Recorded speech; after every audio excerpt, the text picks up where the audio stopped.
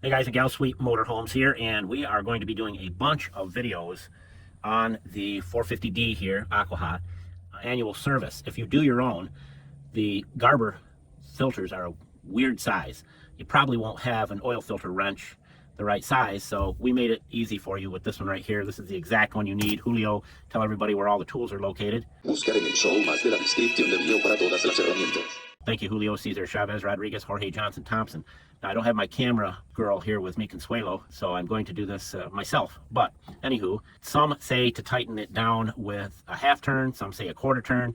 I've always believed at least a half to 3/4 is the right way to go.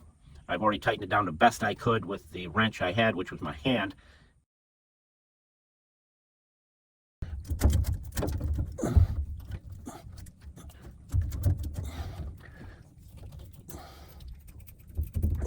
She's tight.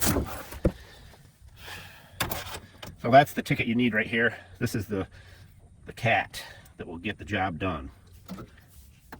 And as we always say, don't be a schmuckle, and Sweet Motorhomes out.